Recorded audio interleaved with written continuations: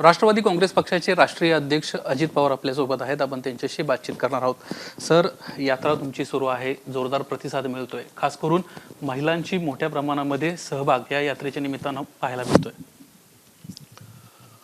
आम्ही चांगल्या उद्देशाने जनसन्मान यात्रा काढलेली आहे आणि आपण म्हणताय ती गोष्ट खरी आहे की कालपासूनच सुरू झाली, परंतु 2 दिवसात 4 विधानसभा मतदारसंघ आम्ही नाशिक जिल्ह्यातले उरकलेत. उद्या आता एक नगर जिल्ह्यातला आहे आणि एक नाशिक जिल्ह्यातला आहे, पण चांगला प्रतिसाद महिलांचा मिळतोय.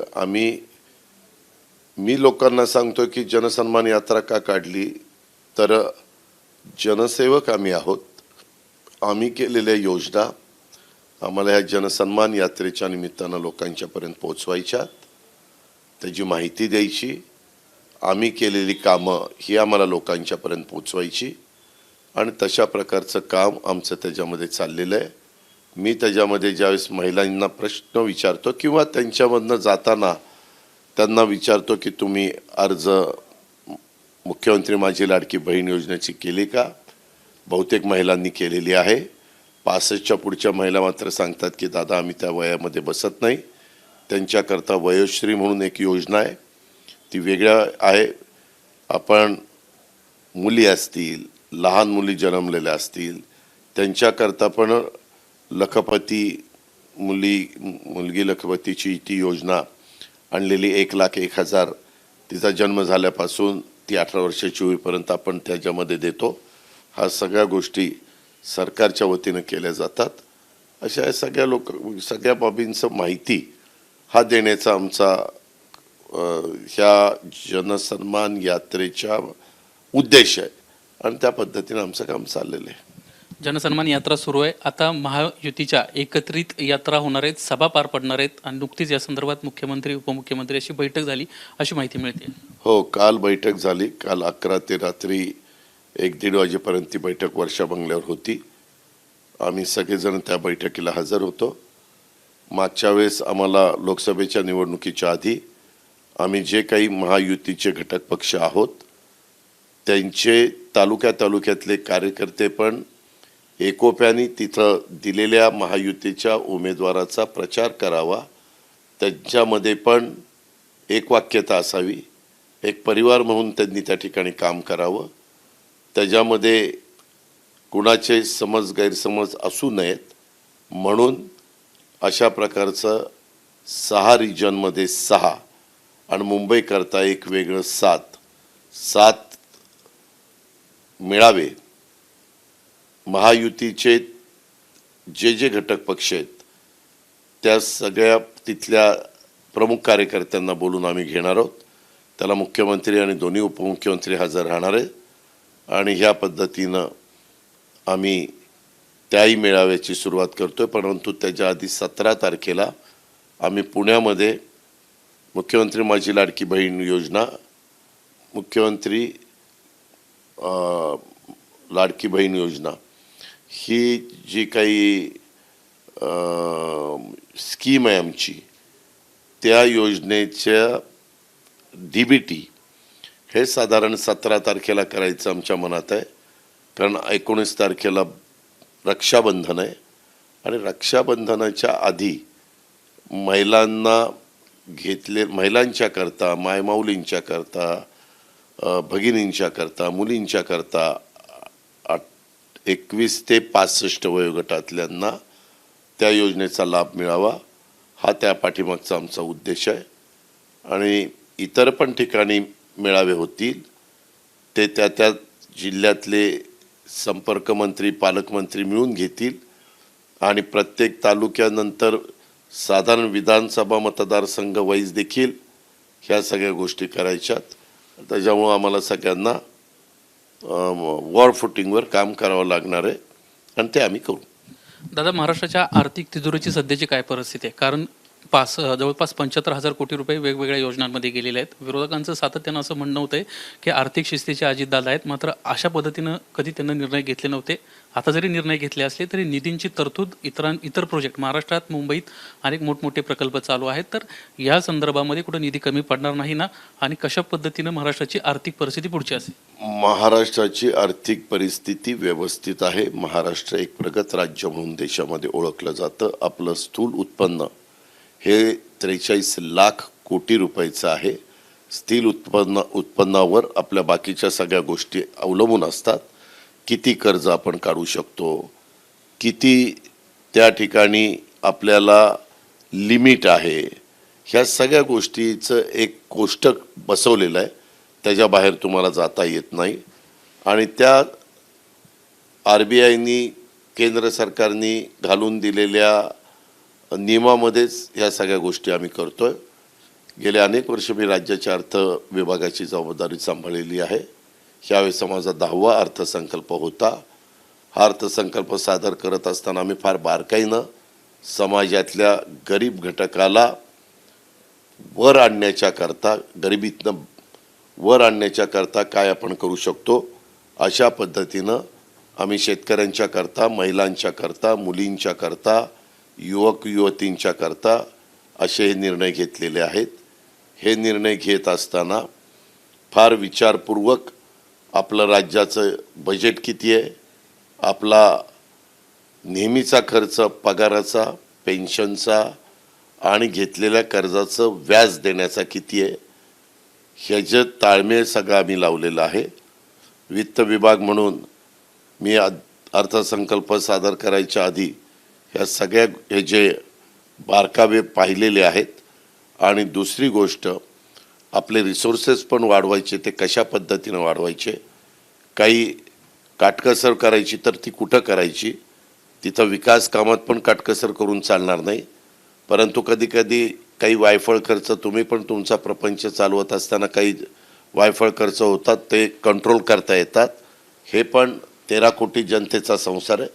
तिथं पण काही गोष्टी त्याला आळा घालण्याची गरज असेल तर तिथं आम्ही तो आळा घालू. त्याचबरोबर GSTचं दरवर्षी आपलं उत्पन्न हे साधारण 30 ते 40 हजार कोटीनं त्या ठिकाणी वाढतंय. त्याचाही फायदा आपल्याला मिळू शकतो. वन नेशन वन टॅक्स हा GST आणल्यापासून, कायदा केल्यापासून सगळीकडेच त्याचा फायदा होतो. आज देशाच्या एकंदरीत GST उत्पन्नापैकी 16% GST उत्पन्न एकटं महाराष्ट्र देशाला मिळून देतं. त्याच्यातले निम्मे पैसे आपल्याला मिळतात. म्हणजे देशामध्ये जेवढा GSTचा रक्कम गोळा होते त्याच्यातले 8% रक्कम आपल्याला मिळणार आहे, 8% केंद्राला जाणार, म्हणजे 8 दुणे 16 अशा प्रकारचं आहे. आणि त्याच्यातून मग आपली एक्साईज असेल, मग आपलं नोंदणी विभाग असेल, रजिस्ट्रेशन ज्याला आपण म्हणतो, अशा वेगवेगळ्या टॅक्स मिळून देणाऱ्या गोष्टी आहेत. तिथून आपण त्यातले लिकेजेस वगैरे थांबवून सगळेच्या सगळे पैसे आपल्या ट्रेजरीमध्ये कसे येतील ह्याबद्दलचं पण व्यवस्थापन आम्ही सगळ्यांनी केलेलं आहे. केंद्र सरकार आज महायुतीच्या विचाराचं आहे. केंद्रातनं पण काही योजनांच्या करता निधी, उदाहरणार्थ मेट्रोची कामं जी चाललेली आहेत त्याच्याकरता, नॅशनल हायवेची कामाला तर त्यांचाच निधी असतो, रेल्वेच्या कामाला 50% त्यांचा असतो, 50% आपला असतो. मात्र समजा वैनगंगा पैनगंगा प्रकल्प आहे, 85,000 कोटीचा आहे. नारपार प्रकल्प आहे आपल्या नाशिक जिल्ह्यातला, त्या संदर्भातला त्याचाही उपयोग माझ्या मराठवाड्याला आणि बाकीच्या भागाला होणार आहे. असेही प्रकल्प केंद्रातनं चांगला निधी, जसं कालच्या अर्थसंकल्पामध्ये आंध्र प्रदेशला आणि बिहारला निधी मिळाला, तसं आपल्याही राज्याला तिसऱ्यांदा पंतप्रधान मोदी साहेब झाल्यानंतर पहिली कॅबिनेट जी झाली ती आपल्या पालघर जिल्ह्यामधलं वाढवण बंदर पोर्ट ह्याला 75,700 कोटी रुपयाची मान्यता मिळालेली आहे. आणि एवढा मोठी मदत केंद्राकडनं आपल्याला होतीये. अशा आत्ताच आम्ही किर्लोस्कर टोयोटा किर्लोस्कर यांच्याशी करार केला. ते आपल्या संभाजीनगरमध्ये येत आहेत. त्यांचा मेन प्लांट होता बेंगलोरला, परंतु आता त्यांना वाढवायचा आहे, तर तो आपल्या आता महाराष्ट्रात येतोय. त्याच्याबद्दल आमचं MOU झालं. जपानचे प्रमुख लोक आले होते, बाकीच्या कंपनीचे लोक होते. तसंच जिंदालचा JSW हे जे 2 प्रकल्प आपले 40,000 कोटीचे, जे देशात दुसरीकडे कुठं त्यांचा लावण्याचा प्लॅन होता, परंतु तो आपल्या महाराष्ट्रात त्यांनी लावावा अशा प्रकारचा आग्रह आम्ही केला. त्यालाच त्यांनी मान्यता दिली. अशा प्रकारे हजारो कोटीचे प्रकल्प आपण तरुणांना काम मिळण्याच्या करता, रोजगार मिळण्याच्या करता त्या ठिकाणी आणतोय. अशा पद्धतीनं सर्व बाजूनी आमचा प्रयत्न चाललेला आहे. आता विरोधकांकडे बोलायला कुठला मुद्दा नसल्यामुळं हा चुनावी जुमला आहे. हे निवडणुकी डोळ्यासमोर ठेवून आणलेल्या योजना आहेत अशा पद्धतीने सांगतात. आम्ही लोकांना सांगतो की आम्ही शब्दाचे पक्के आहोत. ह्या योजना आम्ही तुम्हाला न बंद करता चालूच दाखवणार आहे. तेवढी धमक आमच्यामध्ये आहे. तशा प्रकारचं नियोजन आम्ही केलेलं आहे. कारण मलाही कळतं सगळी सोंग करता येतात, पैशाचं सोंग नाही करतायत. आणि त्याच्यामुळं ह्या सगळ्या बाबी आम्ही करायचं ठरवलेलं आहे. त्याला नवीन आर्थिक वर्ष सुरू झाल्यानंतर एप्रिल, मे, जून 3 महिने त्यातले गेलेले, तर राहिलेत 9 महिने. जुलैपासून आपण ही योजना लागू करतोय. त्याच्यावर जे लाभार्थी त्या सगळ्या नियमामध्ये बसतील त्यांना लाभ दिला जाईल. त्यांना 9 महिन्याचा लाभ द्यायचा आहे ह्या वर्षात, आर्थिक वर्षात. आणि त्याकरता 35,000 कोटी रुपयाची तरतूद ही कालच्या अर्थसंकल्पात आणि पुरवणी मागण्यात मिळून केलेली आहे. त्याच्यामुळे कुठली अडचण भासणार नाही. आणि तेवढे ह्या सगळ्या योजनेला अतिशय व्यवस्थितपणे हाताळण्याचं काम महायुती सरकारकडनं केलं जाईल. दादा, मधल्या काळात तुम्ही वेगळा निर्णय घेतला. तुम्ही पूर्वी देखील उपमुख्यमंत्री होता. त्यावेळेस तुमचे जे सहकारी होते, अनेक सहकाऱ्यांवर सध्या एक अधिकारी जे आहेत परमवीर सिंग, ते गंभीर आरोप करताना पाहायला मिळत आहेत. जयंत पाटील, शरद पवार, यासोबतच अनिल देशमुख यांना अनेक प्रकरणांमध्ये माझ्यावर दबाव आणला आणि मला काही चुकीची कामं करायला लावली, अशा पद्धतीची माहिती त्यांना दिली. या प्रकरणांसंदर्भात किंवा त्यांचे जे तक्रार आहेत, तुम्हाला काही याची कल्पना होती का की अशा पद्धतीने काही घडतंय? मी आपल्याला सांगू का, मी ह्यावेळेस माझं मन पक्क तयार केलेलं आहे. मी जरी जनसेवक असलो, लोकप्रतिनिधी असलो, पब्लिक फिगर असली, राज्याचा उपमुख्यमंत्री असलो, तरी मी आता येणाऱ्या विधानसभेच्या निवडणुकीच्या निमित्तानं तुम्ही पत्रकार मित्रांनी कुठलेही प्रश्न विचारले तरी मी फक्त विकासाच्या बद्दल, अर्थसंकल्पाच्या निमित्तानं महायुतीच्या ज्या योजना आणलेल्या आहेत त्या योजनांच्या बद्दल आणि केलेल्या कामाच्या बद्दल, आणि उद्याच्याला ही कामं मध्ये सातत्य टिकलं पाहिजे त्याकरता माझं काम राहणार आहे. मी अशा अनेक वेगवेगळ्या प्रश्न विचारण्याचा तुम्हाला अधिकार आहे, पण मला त्याच्यामध्ये खोलात जायचं नाही, त्याच्यात पडायचं नाही. त्याच्यातून काही आरोप प्रत्यारोप होतात, फार काही त्याच्यातनं निघतं असं मला तरी वाटत नाही. त्याच्यामुळं मला त्याबद्दल नो कॉमेंट्स. दादा, राज्यसभेचं नोटिफिकेशन नुकतंच निघालेलं आहे. पियुष गोयल आणि छत्रपती उदयनराजे भोसले यांच्या 2 रिक्त जागा आहेत. त्या जागांवर आता ही निवडणूक पार पडणार आहे. खरं तर साताऱ्याच्या बदल्यात सातारला खासदारकी देऊ असं वाईट आपण भाषण केलं होतं.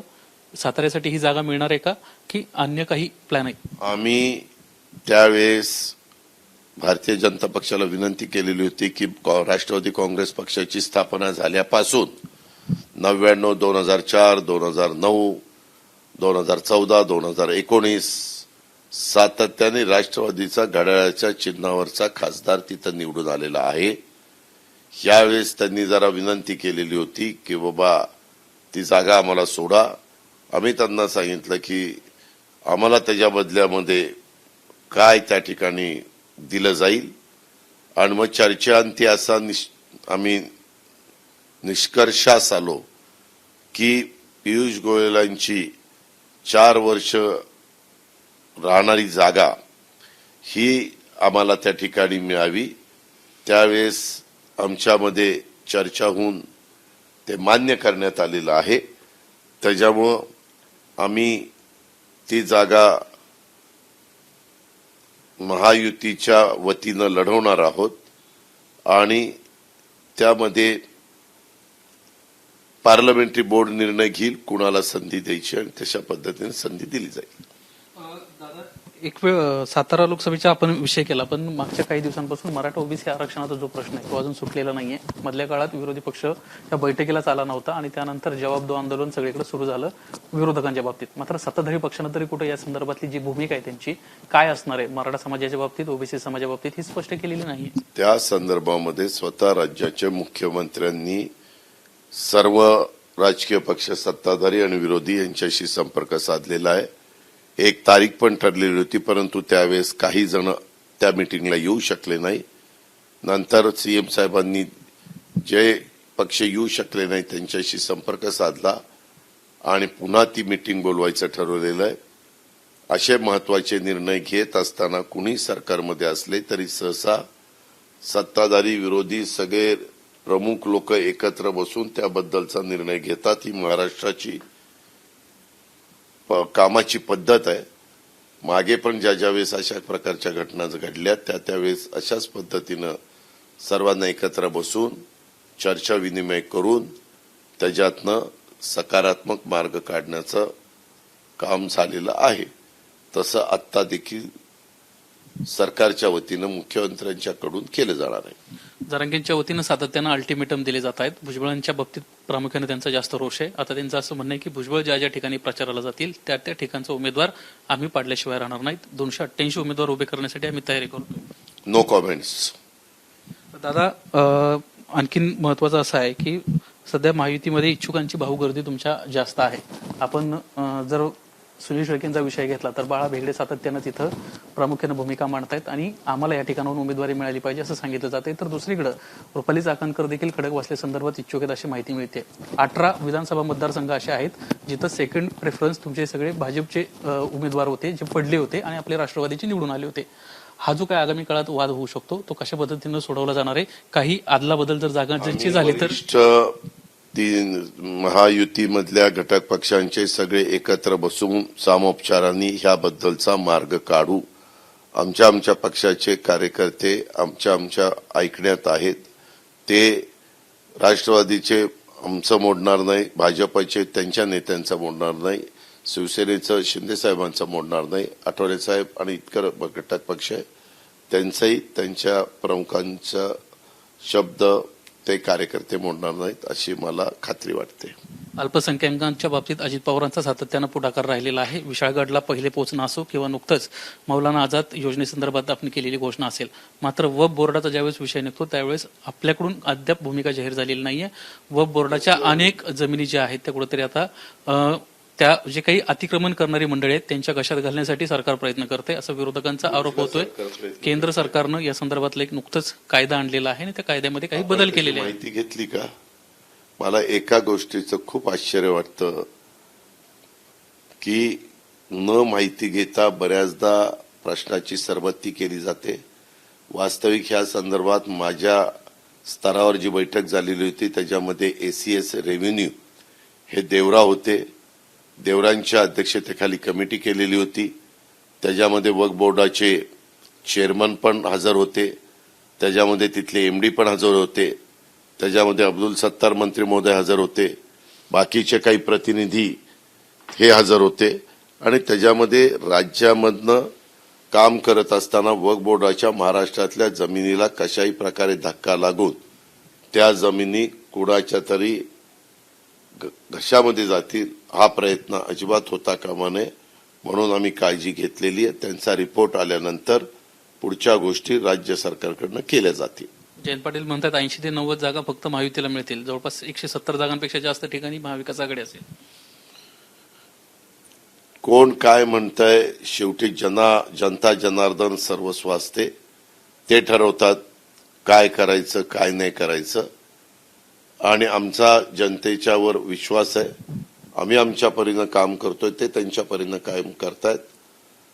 निकालाच्या दिवशी कळेल नक्की कुणाच्या किती जागा. आधी चर्चा करण्यात अर्थ नाही.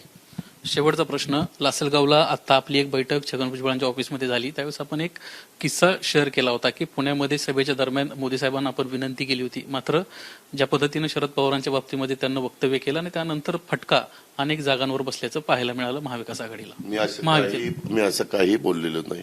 मला दाखवा व्हिडिओ. अशी काही चर्चाच मी केली नाही. तुम्हाला कोणी सांगितलं अशी चर्चा झाली? हेच दुर्दैव आहे ना. मागे देखील असंच माझ्या नावाने काहीतरी खपवण्यात आलं की अजित पवार बहुरूपे काहीतरी करून मास्क लावून जात होते. म्हणलं दाखवा ना. सीसीटीव्ही कॅमेऱ्यात असतं. कुणाचं नाव वगैरे बदललं काय होईल काहीही. म्हणजे कुणीतरी सांगितलं बाहेर जाऊन, तुम्ही आता बाहेर उभे असले, दादांनी हा विषय काढला होता. अरे पण पत्रकार मित्र म्हणून तुम्ही त्याची शहानिशा केली का? त्यांना विचारलंय का असं काही आपण बोललोय का? मी असं काही बोललेलोच नाहीये. बोललेलो असेल तर पुरावा द्या. हा सूर्य हा जयत्रथ. काय वाटतंय, का फटका बसला तुम्हाला? नाही फटका बसला ते मी भाषणात सांगितलेलं आहे. पुन्हा पुन्हा काय रिपीट करायचं? आमच्यापासून शेड्यूल कास्ट संविधान बदलणार म्हणून शेड्यूल कास्ट बाजूला गेला, शेड्यूल ट्राईब बाजूला गेला, कायदा बदलला जाईल, घटना बदलली जाईल, रिझर्वेशन काढलं जाईल, संविधान बदललं जाईल, अशा प्रकारचा एक नेरेटिव्ह सेट करायला विरोधक यशस्वी झाले. त्याचा फटका बसला. अल्पसंख्याक समाज हा मोठ्या प्रमाणावर बाजूला गेला, त्याचा फटका बसला. ह्या सगळ्या गोष्टीचा फटका बसून देखील महायुती आणि महाविकास आघाडी यांच्यात 0.6 म्हणजे अर्ध्या टक्क्याला थोडं जास्त, एवढाच फरक आहे. आगामी विधानसभा निवडणुकीत किती जागा आपल्याला मिळतील महायुतीला? हो का? अंदाजे मी किती एक मिनिट निवडून याल? एक मिनिट. मी काही ज्योतिष नाहीये. आमच्या पहिल्यांदा एकदा महायुतीचे सगळे घटक पक्ष एकत्र बसून जागांच्या संदर्भातलं अंतिम निर्णय घेतील. त्याच्यानंतर उमेदवार ठरवले जातील. आम्ही पण आणि समोरचे पण सगळेच ज्यांच्यामध्ये इलेक्टिव्ह मेरिट असेल असे उमेदवार देण्याचा प्रयत्न प्रत्येक जण करणार. अर्थात आम्हाला जरी वाटलं की त्यांच्यात इलेक्टिव्ह मेरिट असे आहे तरी निवडून द्यायचं का नाही द्यायचं हे मतदार ठरवणार आहे. आणि म्हणूनच मतदारांच्या पर्यंत पोहोचण्याचं काम मी जनसन्मान यात्रेच्या निमित्तानं करतोय. धन्यवाद दादा आमच्याशी बातचीत केल्याबद्दल. एकंदरीतच इलेक्टिव्ह मेरिटवर या आगामी विधानसभेच्या निवडणुकीला महायुती म्हणून आता राष्ट्रवादी काँग्रेस पक्ष देखील सामोरं जाताना आपल्याला पाहायला मिळणार आहे. कॅमेरामन अनिल सनगरेसह निलेश बुधावले, एबीपी माझा, शिर्डी. एबीपी माझा, उघडा डोळे बघा नीट.